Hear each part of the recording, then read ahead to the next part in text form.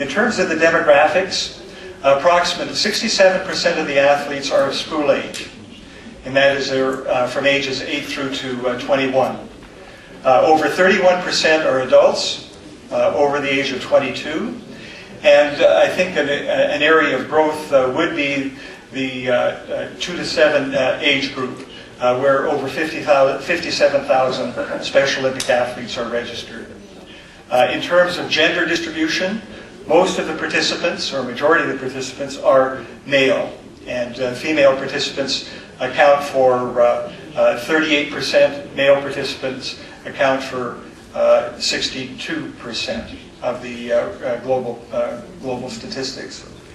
It's very interesting when you hold a competition, and our city in London, Ontario hosted a national competition in this past July, and we had participants which aged in ages from 8 through until 72 years of age.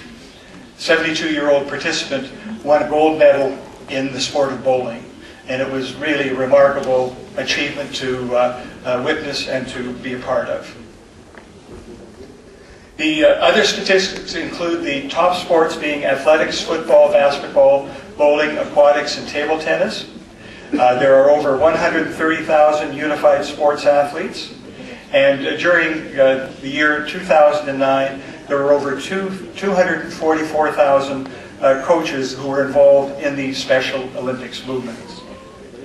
You can see that there is a great growth in competitions that has taken place since the year 2006.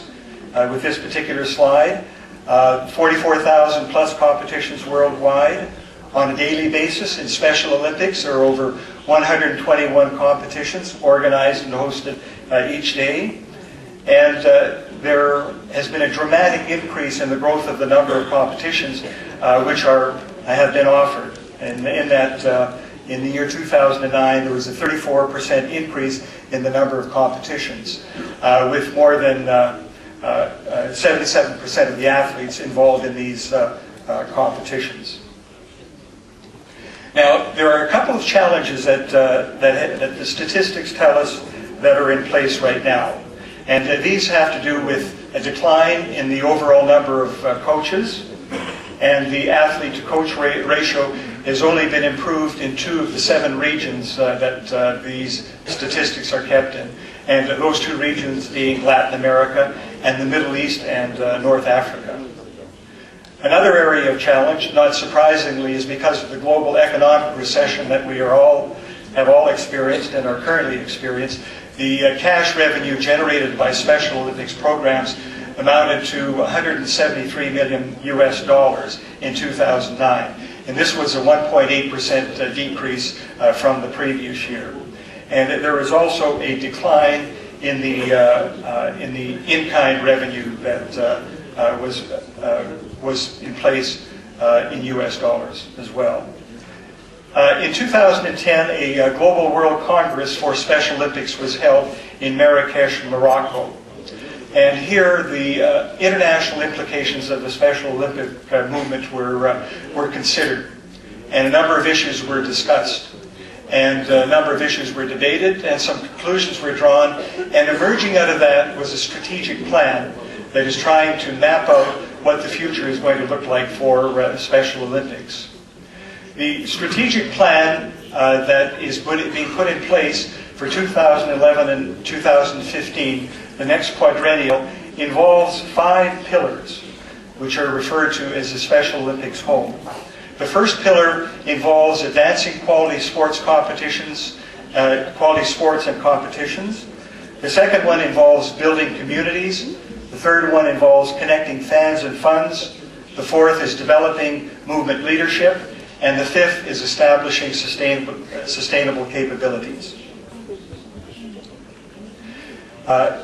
So within each of these categories, the advanced sports and competitions, we have results of deliberations which consider quality training, quality competitions, coaching excellence, an athlete development model, and unified sports.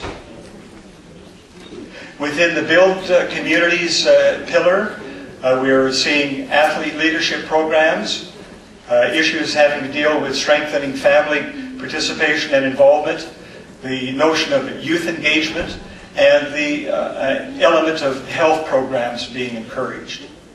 Under Connecting Fans and Funds pillar, there was a discussion of brand building and awareness, involving Special Olympic athletes as fundraisers, and integrating and establishing a global campaign. In defining the Special Olympics movement leadership, the areas which were deliberated included the Global Congress, leadership training, evaluation and development of program, recognition programs, and an evaluation of the Ethel Kennedy Shriver Fellows Program.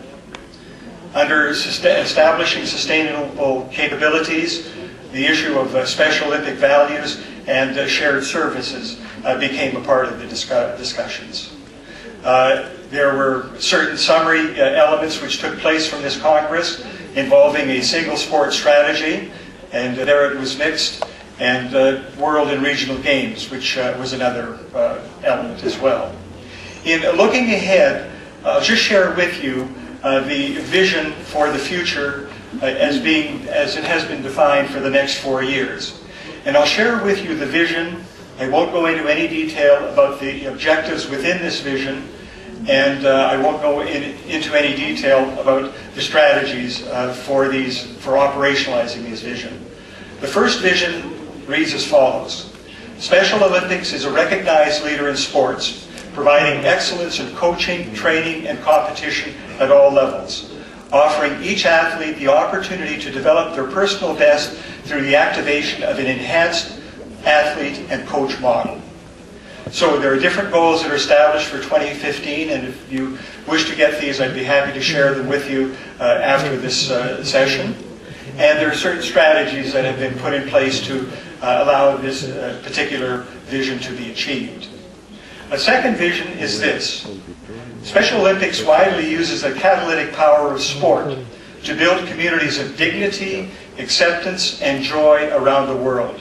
These are strong and inclusive communities, built by engaging individuals, families, schools, organizations, companies, services, and governments with Special Olympic athletes and with all elements of the mission. So the building of communities is an important vision that is in place. And once again, there are goals that are established and there are strategies in place to allow that vision to be operationalized.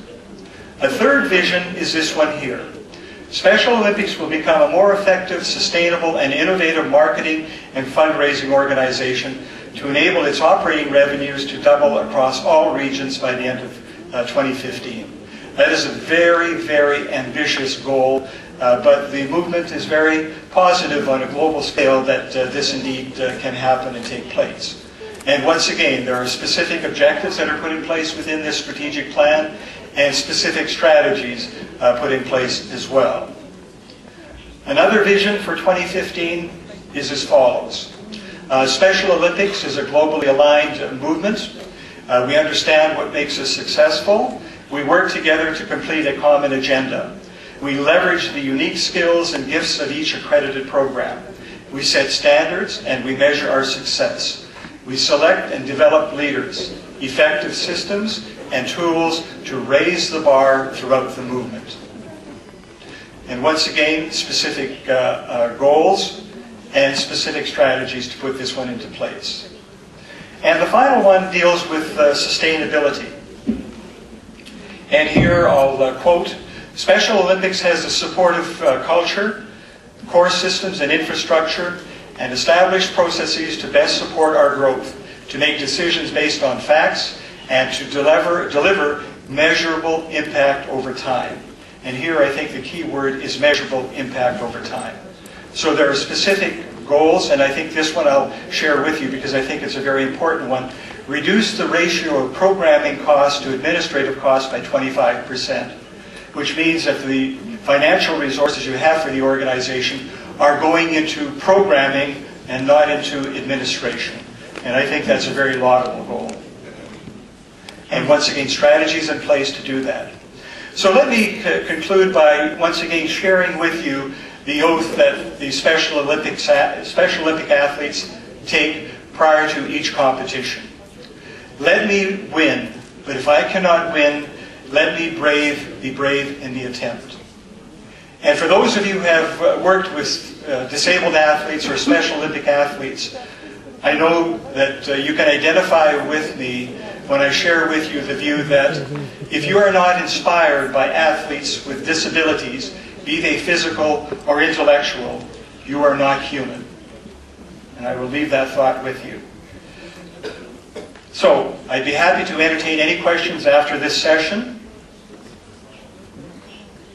And I would like to thank you for your attention.